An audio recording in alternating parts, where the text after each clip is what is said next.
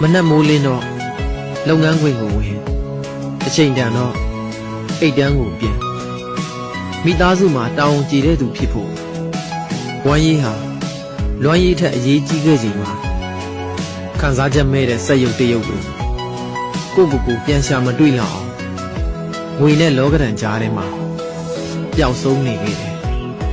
ကိုရဲ့အစင်မပြေမှုတွေထက်ကိုတော့ကဖြစ်ရတဲ့အဝေးကအရက်ကိုပဲကောင်းတဲ့အချိန်လေး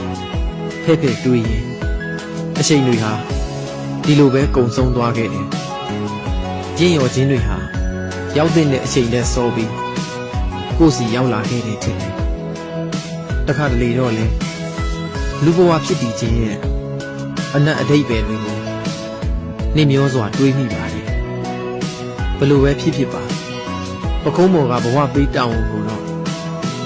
ကိုတတ်နိုင်တဲ့ရှေ့လန်းတွေနဲ့ထမ်းပေးခဲ့ခြင်းပါ